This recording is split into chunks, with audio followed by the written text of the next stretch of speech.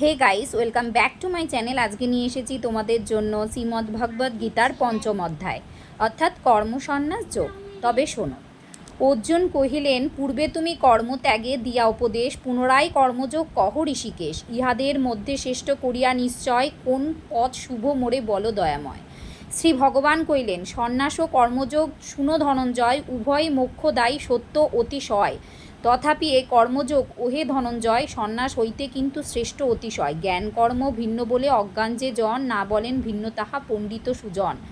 একটিও হয় যদি সম্যক সাধিত, উভয়ের ফললাভ জানিবে নিশ্চিত। জ্ঞানশিষ্ট সেই সাধু লভে যেই স্থান, কর্ম করি কর্মযোগী পান সেই স্থান। দেখেন উভয় যোগ একরূপ যিনি, পরমার্থ প্রাপ্ত যেন কেবল সে তিনি। কর্মভিন্ন মহাবাহ সন্ন্যাস গ্রহণ, তাও জানিবে কিন্তু দুঃখেরও কারণ। যোগযুক্ত হয়ে যত কর্মযোগীগণ, অচিরেই প্রাপ্ত হন ব্রহ্ম সনাতন। যোগযুক্ত শুদ্ধ চেতা বিজিত হৃদয়, সকল জীবের আত্মা যার আত্মা হয়। এইরূপ জিতেন্দ্রীয় ব্যক্তি যেই জন, কর্ম করিয়াও তিনি বদ্ধ নাই হন। দর্শন শ্রবণ ঘ্রাণ পর্শন ও ভোজন, গমন শয়ন আর নিঃশ্বাস ও গ্রহণ, উন্মেষ নিমেষ আদি কর্মসমুদয় সব করে ইন্দ্রিয়েরা, নিজে কিছু নয়। মনেতে জানেন যিনি একথা নিশ্চয়, আমি নাহি করি করে ইন্দ্রিয় নিশ্চয়। আসক্তি ফলেরে ত্যাজি কর্মযোগীগণ, ইন্দ্রিয়াদি বুদ্ধি আর দিয়া কাই মন। মমতাবিহীন হয়ে কর্ম সম্পাদিয়া, আত্মশুদ্ধি লাভ করে কর্মমধ্য দিয়া। নাহি যার অহংজ্ঞান ব্রহ্মপদে মন, লভে নিত্য চিরশান্তি সেই মহাজন। ফলেরও নিমিত্তি কর্ম যেই জনে, সেই জন বদ্ধ হয় কর্মেরও বন্ধনে। জিতেন্দ্রীয় যোগী ত্যাগ পরিকর্মফল, এই দেহে করে বাস হয়ে অচঞ্চল। নিজে নাহি করে কর্ম সেই বতিজন, নাহি করে অপরেরও কর্মে নিয়োজন। দেহির প্রভুত্ব কিংবা কর্মেরও সৃজন, ভগবান নিজে নাহি করেনও কখনো। না করেন ফল ভাগী কাহাকেও তিনি, কর্মেরও প্রচার হয় আপনা আপনি। ঈশ্বর কাহারও পাপ কহু নাই লন, পুণ্য কাহারও নাই করেনও গ্রহণ। অজ্ঞান কর্তৃক জ্ঞান সমাচ্ছন্ন রয়, এই হেতু জীবগণ বিমোহিত হয়। আধারেরে অন্তর্হিত করিয়া তপন, পদার্থ নিচয় করে প্রকাশও যেমন। সেইরূপ আত্মজ্ঞান নাশ করি মায়া, সেইরূপ ঈশ্বরেরে দেয় প্রকাশিয়া। নিয়ত যাহার মতি ঈশ্বরে অর্পিত, আত্মা যার বিভুপদে সতত নিরত।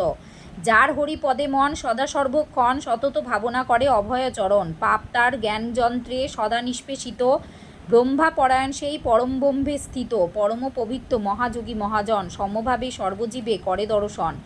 বিনয়ী বিদ্বান বিজ্ঞ চণ্ডাল ব্রহ্মণে, গোহস্তি কুকুর সদা দেখে সমজ্ঞানে।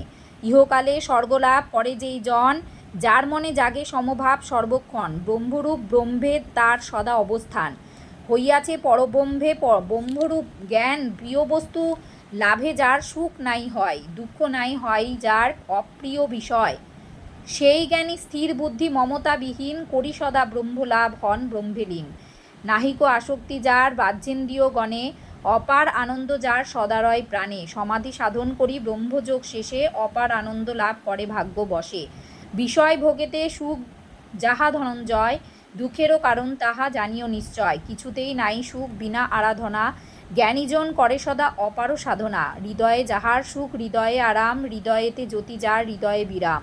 ব্রহ্মগামী ব্রহ্মনিষ্ঠ যোগী সেই হয়, নির্বাণ মুক্তি লাভ যেন সুনিশ্চয়। না জন্মে কামক্রোধ অন্তিমে যাহার, চিত্ত যার সুসংযত পার্থ অনিবার।